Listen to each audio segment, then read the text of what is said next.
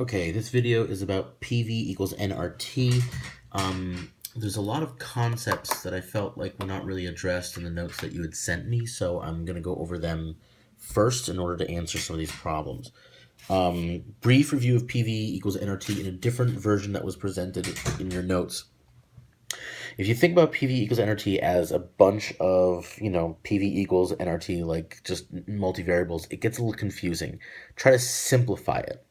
If you start out with just, x equals x, meaning like one value equals another value, or like 3 equals 3, then it becomes a lot more simple to understand. So if you have 3 equals 3, it just means the quantity of, one side is equal to the other side, and that doesn't matter how it's presented. So if I have it as x equals y, it just means that this value over here is the same as this value over here. As long as this doesn't change, that doesn't change. As long as this doesn't change, that doesn't change. So if you can make it more complex, I'm going to switch to a pen. If you have x, just one single number is equal to a couple of different variables, it just means that if this doesn't change, these don't changes. So this times that is equal to that, right? So in that sense, now if I start messing with it, like let's say this little p here got bigger.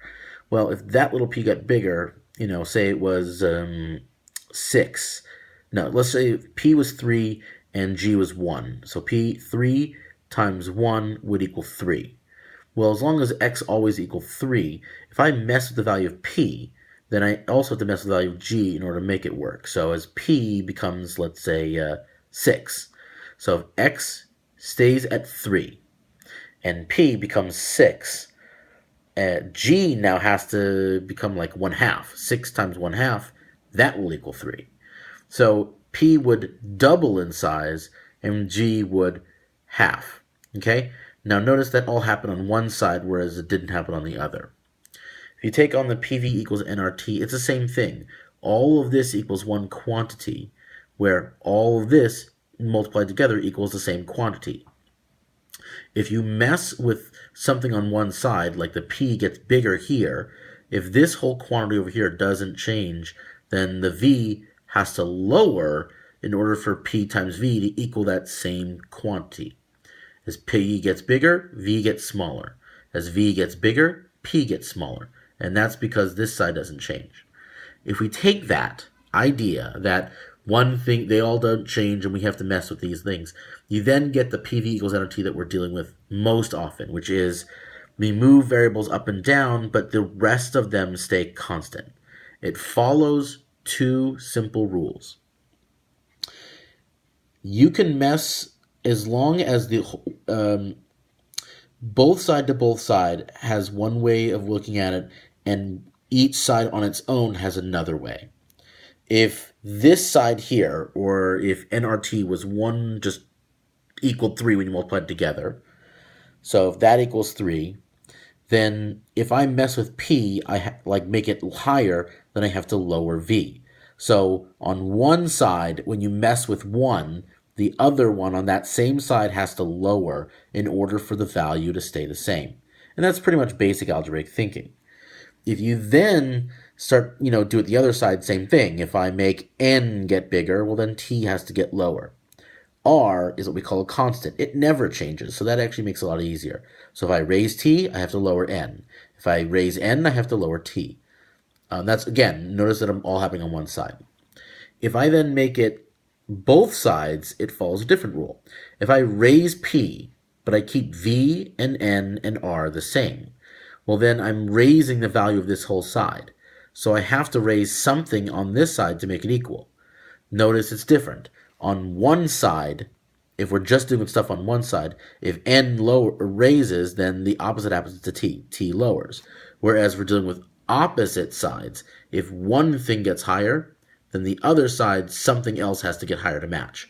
Again, we're talking about like 3 equals 3. If this side equaled 3 and that side equaled 3 and suddenly the pressure just went up, something over here has to go up to match it. Most often, just so you know, it's the temperature. Right? So that's the basic rules of PV equals nRT. Let's cover how they're often presented. Pressure is often given in atmospheres or pascals. Pascals have a constant which is actually given correctly in your notes. Volume is either liters, milliliters, kiloliters, or meters cubed, or cubic meters as they say, or cubic centimeters. Most often, you will find that it's in either liters, cubic meters, or cubic centimeters. Temperature is always in Kelvin, and this is actually something we need to talk about really quickly. In your notes, Kelvin is written with a degree sign right next to it. That's incorrect. Please, please, please don't do that. On the AP test, they will take points away for incorrect labeling. Kelvin, by definition, is already a degree. It's set into degrees, I should say. It works in degrees where, well, I don't want to get into that right now, but it's already a degree. It's already in degrees. So don't label it with a degree sign. Celsius and Fahrenheit, however, they by definition are not included as degrees, so you have to add the degree sign when you include them.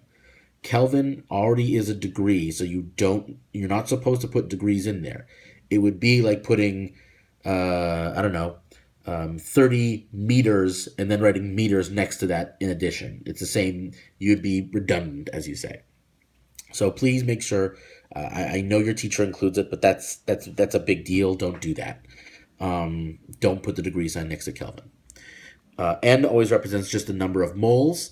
Oftentimes it's just shorted to, I'm covering up here, it's just shorted to the number of moles and then MOL next to it. R actually has multiple different things you can do. In the beginning, not to confuse you, we're going to use this definition, not the one in your teacher's notes. The one in your teacher's notes is actually incomplete and incorrect in some degree.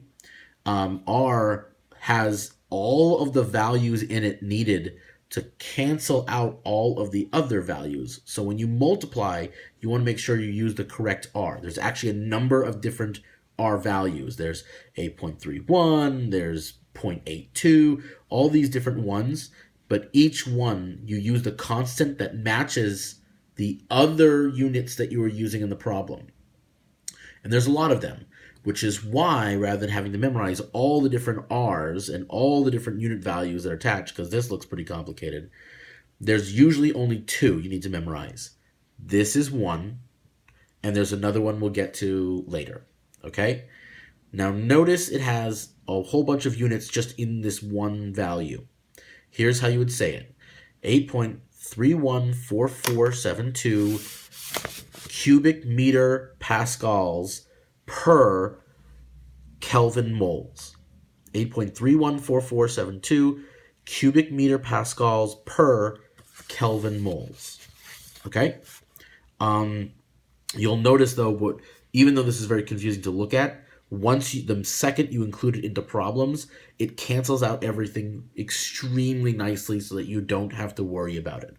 And this is the correct usage of it. I don't know why your teacher used a different version. Preferably use this, or at least talk to your teacher as to why they did not use this. Kelvin and this, they're kind of a big deal to make sure that you use it properly, so that we call it dimensional analysis, so that when you multiply things, the units cancel. Okay, next video is going to be the problems and how to go through those.